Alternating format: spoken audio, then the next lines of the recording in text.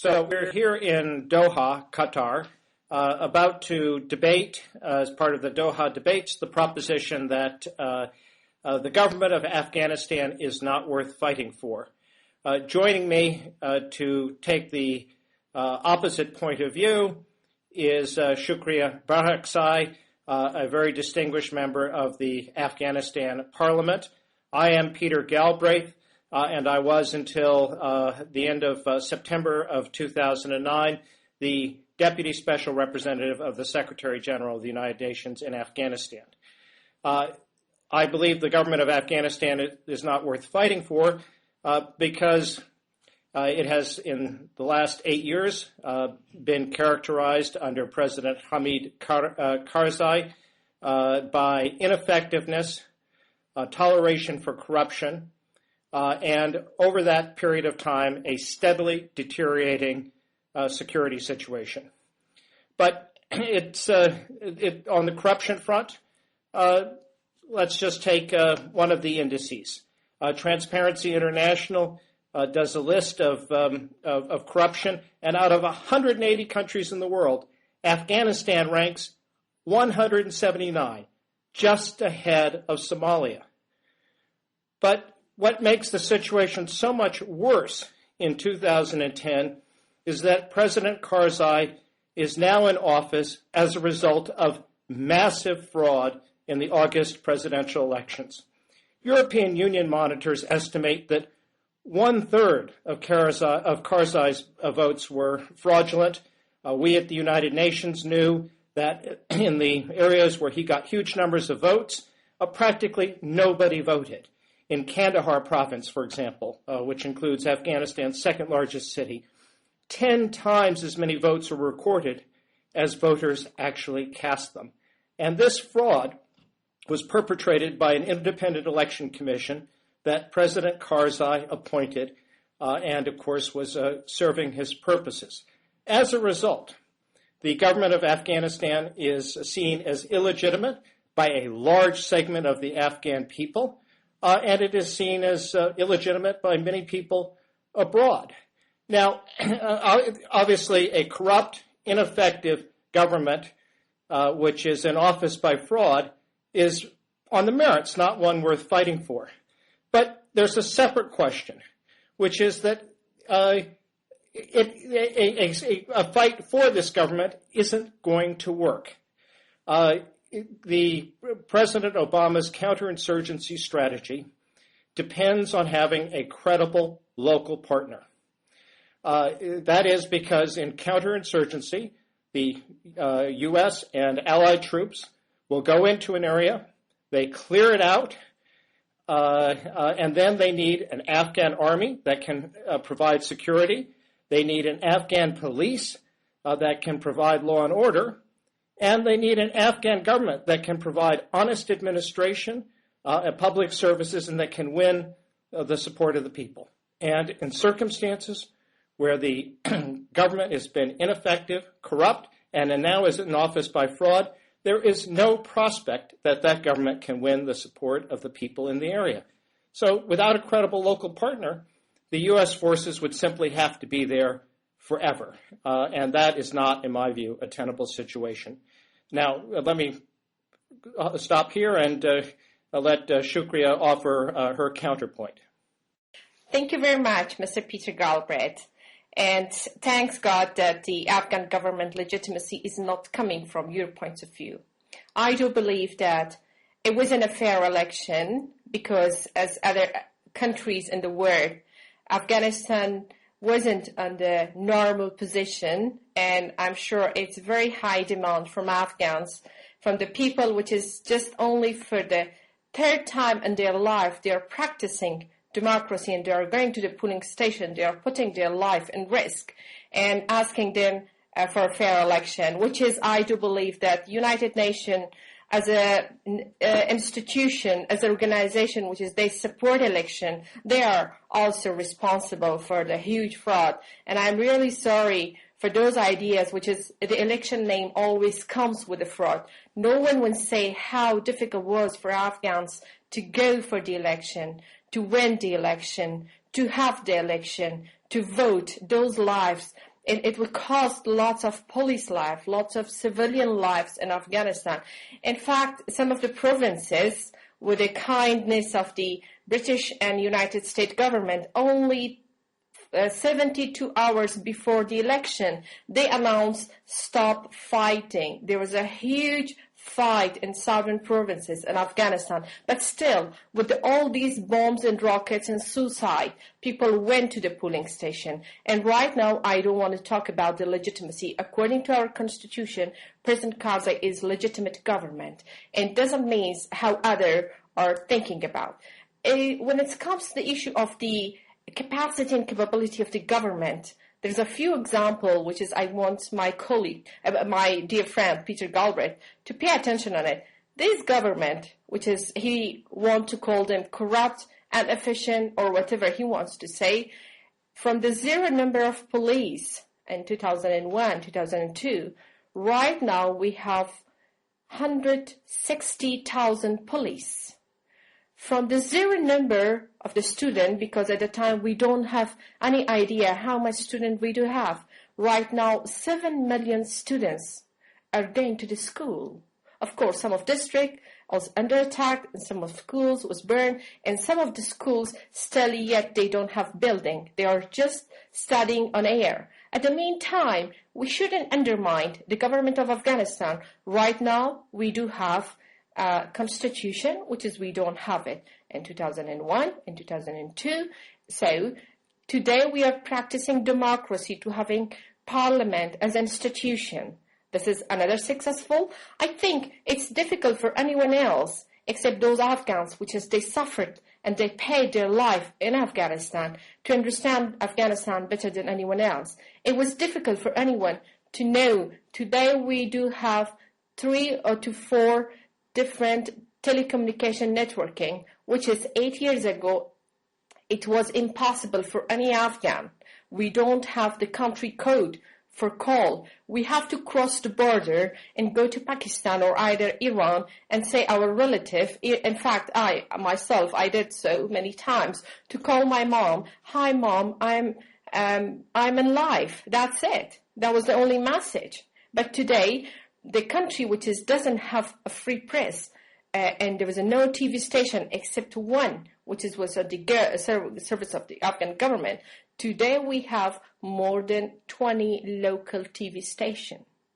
If you want to criticize President Karzai, no one will prosecute you because everyone can easily blame him. For me, democratization, institutionalizing democracy in Afghanistan is not a product, and this product shouldn't be named by anyone. It's a process which is everyone is responsible. As long as United States are searching for a partner, a good partner, a loyal and committed partner, I think it's important to support the central government rather than to build parallel government, because traditionally, historically, Afghan government always was centralized.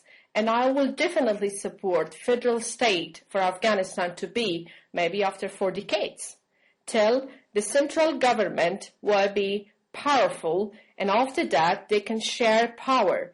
I think it will be hard and difficult for any Afghan to have such a judgment from those foreign, which is they are coming to Afghanistan and they are using their own authority and position on the wrong side, and they are just spending few months and then they are judging Afghanistan as a failed state, failed country. Still, I am proud for those little or big achievements which is we achieved with the less opportunity. Show me any other country in the world which is not be corrupt. Tell me any election which is 100% everybody, position and opposition, and every single voters will say it's a fair election.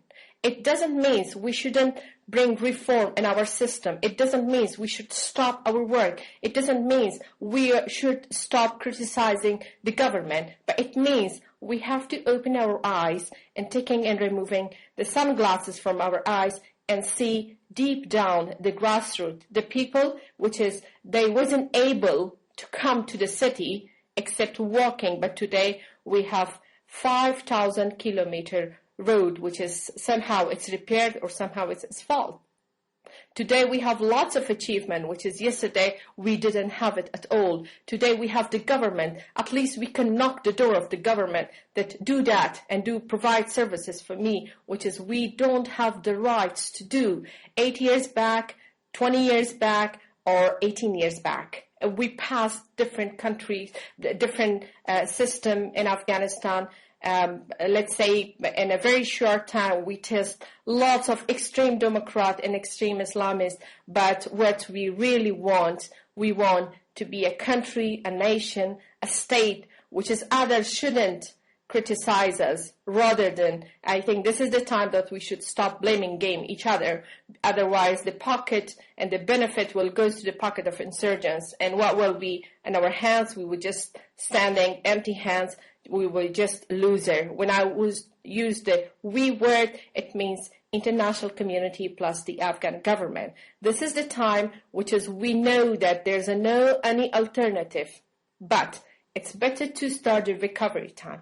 It's better to start to support the reform. It's better to ask the silent majority in Afghanistan that, okay, after the lots of mistake, which is in shortcomings, comes from the international community and Afghan government themselves, this is the time for reform, and this is the time for real national leaders to come out rather than those fake leaders to be made by Iran, by Pakistan, by United States, or by Russia, or by any other country. Well, Shukria, that's a wonderful picture, and I'm so pleased at all the progress. The only slight problem is that each and every year in the Pashtun areas of the country, the Taliban is getting stronger. And so one has to wonder, what is it that is going on? With all this progress that you've described, how is it that the situation, in fact, each and every year is getting worse? And now, this is not the elections. This is not a small thing. This isn't a matter of stealing a few votes. This isn't a matter of some double voting. This was the case of the Independent Election Commission and its staff orchestrating and participating in massive fraud. Fraud on a scale that is very, very unusual. I won't say unprecedented, but it was massive fraud. There were at least 1 million phony votes for President Karzai. And in large parts of the country, Kandahar, Paktika, Khost, almost nobody voted.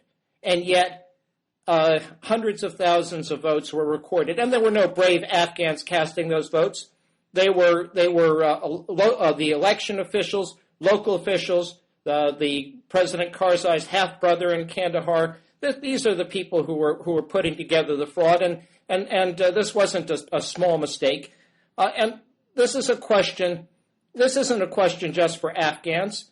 The international community paid for these elections, paid $300 million for them, and they didn't. Taxpayers in the United States did not want to pay for a phony election or a fraudulent one. They expected a real one.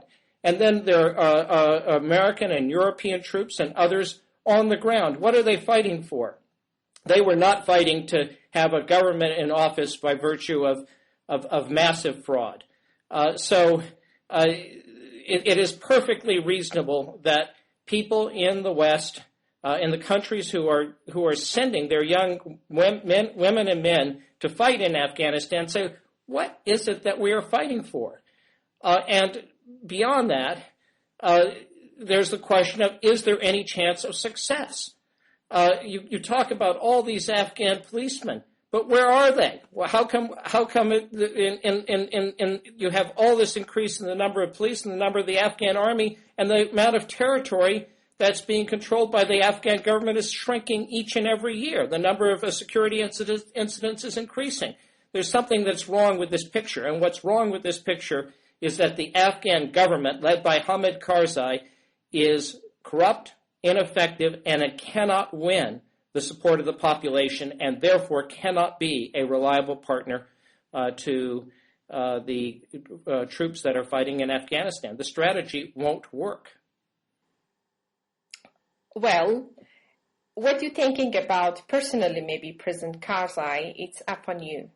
But for me, he's the sign of legitimate president, which is millions of Afghans supporting him. Number one, The second thing, you're talking about the casualties and lack of security, lack of development in the Pashtuns areas.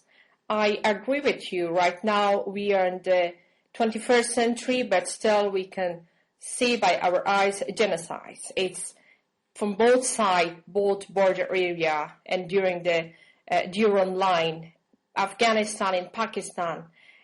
War anti-terror is costing Pashtun life. Doesn't matter if this casualty and this cost comes from the international troops or comes from the insurgents. The third thing, I want to be very honest and frank. It will be very difficult for any other young or, let's say, immature institution to build up overnight and take the huge responsibility of nation building, state building, counter-narcotics, counter-insurgents, and fight against corruption and their own system within a war situation, with a lack of, let's say, good income, with the looking for the pocket of donors community. The fourth thing, we as Afghans always, because we know how difficult is war, and we know when life are paying for stability and security, and we do appreciate those young boys and girls, which is they come to Afghanistan to survive their own nation back. If the time comes when the trade tower was under attack, do you want to blame your own government and the United States? Of course, no. Just recently was another. They luckily they stopped that. The other, let's say, suicide attack in the airplane. You want to blame your own government?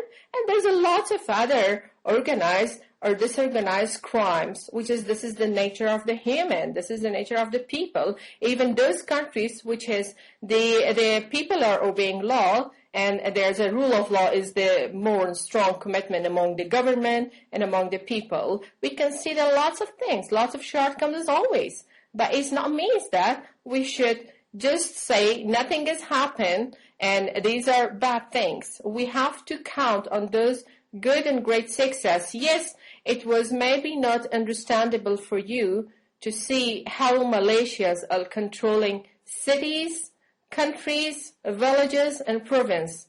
But for us, I am proud, after a very long time, to see a police with a uniform.